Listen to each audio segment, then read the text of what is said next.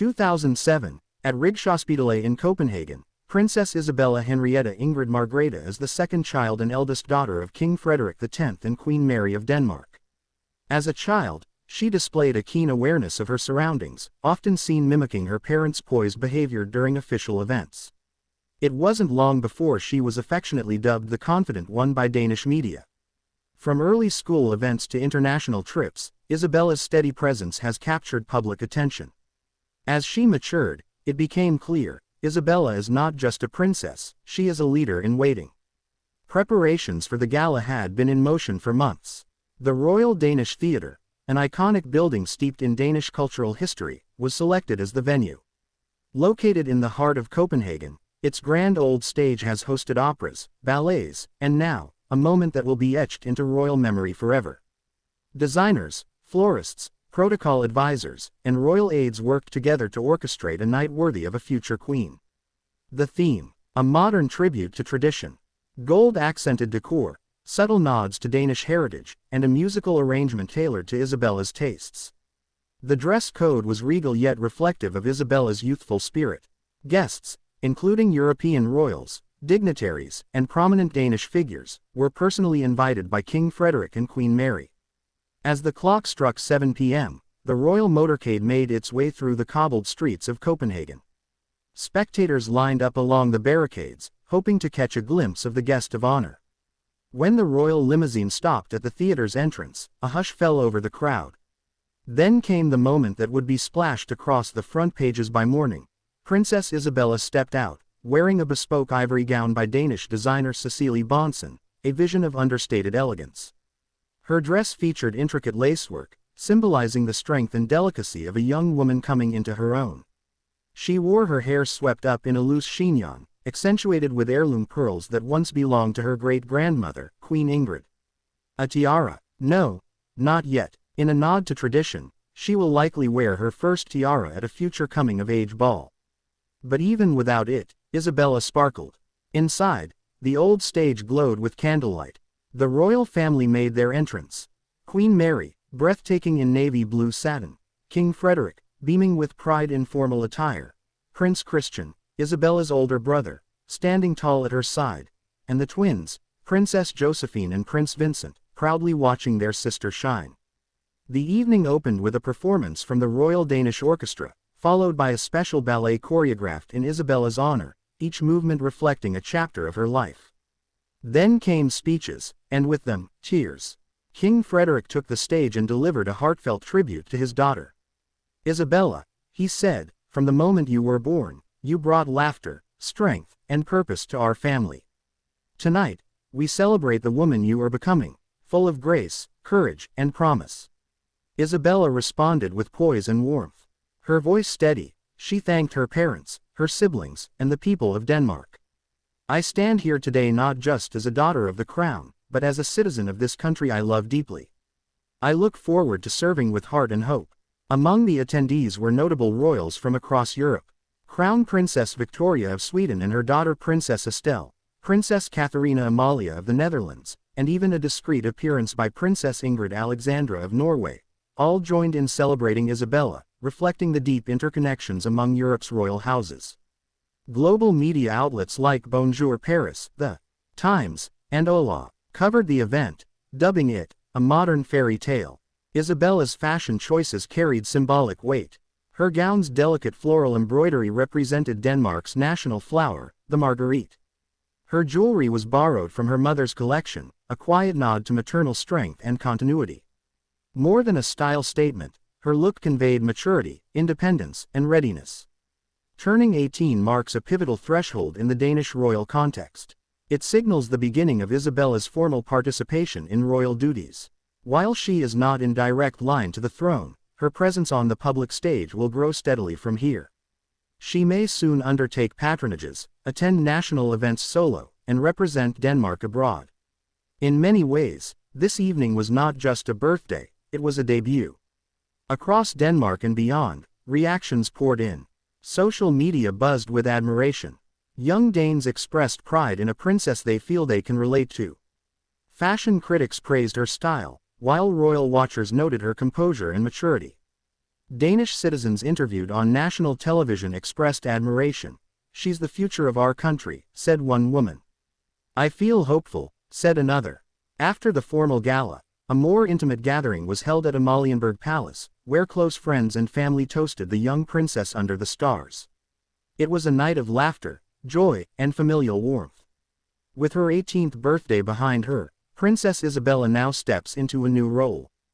Her journey ahead includes more public duties, possible enrollment in a university or royal academy, and continued guidance from her parents. Her path will be uniquely her own, but what remains constant is her unwavering devotion to Denmark, her heritage, and the values she was raised with. This birthday gala was not simply a spectacle, it was a signal. A new generation of royals is stepping forward, carrying with them the traditions of the past and the vision of the future.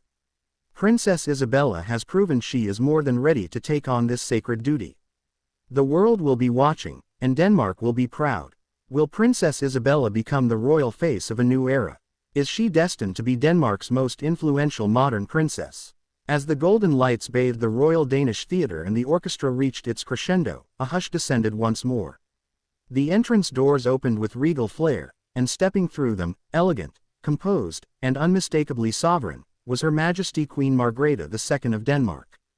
For many in the audience, the Queen's arrival was a deeply emotional moment. Just over a year ago, Queen Margrethe had made the historic decision to abdicate the throne, passing the crown to her son, King Frederik X. Now, returning to the spotlight not as reigning monarch but as the matriarch of Denmark's royal legacy, her presence carried profound meaning. Wearing a regal emerald green velvet gown that shimmered under the chandeliers, Queen Margrethe captivated the crowd. Her gown was adorned with a vintage brooch featuring a stylized, a touching tribute to her granddaughter, Isabella. It was more than just jewelry, it was a symbol of pride, lineage, and unbroken tradition. She was greeted with a standing ovation, not merely for her years of service as Denmark's sovereign, but for her enduring grace and quiet strength as the family's anchor. With a soft smile, she made her way to Isabella, embracing her in a moment that felt almost cinematic. Grandmother to granddaughter, queen to princess, past to future. The gala was not only a celebration of Isabella, it was also a rare gathering of the Danish royal family in full unity. Each member stood as a symbolic pillar in Denmark's modern monarchy. Prince Joachim, King Frederik's younger brother, arrived with his wife Princess Marie. Though he resides primarily in France, Joachim's commitment to family was evident as he stepped into the limelight for his niece's milestone. Princess Marie, dressed in an elegant crimson gown with French lace detailing, was seen warmly chatting with Queen Mary, an image of harmony that did not go unnoticed by the press. Also in attendance were Prince Joachim's children from his previous marriage to Countess Alexandra, Prince Nikolai, Prince Felix, and Prince Henrik, each of whom has forged a unique path balancing royal heritage with modern individuality. Prince Nikolai, now a sought-after fashion model and style icon, attended in a classic black tuxedo with a minimalist brooch, subtle yet unmistakably stylish. His younger brother, Prince Felix, brought his signature quiet charm, while Prince Henrik, only 15, appeared eager and proud, standing tall among his royal cousins. Even Countess Alexandra, mother to Prince Joachim's older sons, made a rare public appearance, an unmistakable gesture of unity that highlighted the evening's emotional depth and familial strength. As the evening progressed, the stage wasn't just shared by Denmark's senior royals, it also became a symbol of continuity, hosting the next generation of European aristocracy. Isabella, surrounded by her siblings, Prince Christian, Princess Josephine, and Prince Vincent, was a picture of sisterhood and solidarity. Christian, as crown prince in waiting, gave a short toast that both charmed and impressed the room. His words were warm, witty, and clearly heartfelt. "As your big brother, I've had the honor of watching you grow into a woman who lights up every room, but tonight, Izzy, you outshone the chandeliers." Other young royals who had grown up alongside Isabella also joined the celebration. Princess Estelle of Sweden shared a laugh with Isabella over mocktails, while Princess Ingrid Alexandra of Norway greeted guests with effortless confidence. It was a gathering of modern royals, each representing the future of their respective monarchies, bound by tradition and shared purpose. Then came a moment that silenced even the rustle of silk gowns and clinking crystal glasses, Queen Margrethe's toast. Rising slowly, Her Majesty's presence commanded the room. Her voice, still strong and deliberate, resonated with wisdom and emotion. "My dear Isabella," she began, "you are not only my granddaughter, you are a symbol of Denmark's future. I have watched you grow, not only taller and wiser, but kinder and braver. You carry within you the strength of queens and the heart of a Dane." There wasn't a dry eye in the theater. Queen Margrethe concluded her speech with a simple yet powerful line: "May your heart remain open, your mind inquisitive, and your duty unwavering."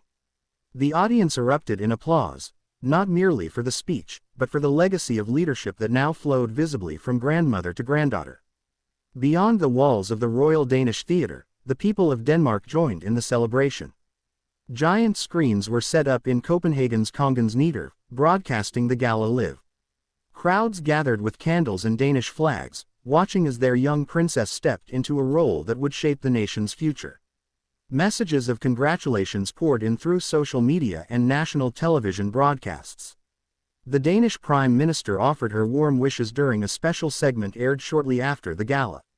Princess Isabella represents not only our monarchy but also the enduring spirit of the Danish people.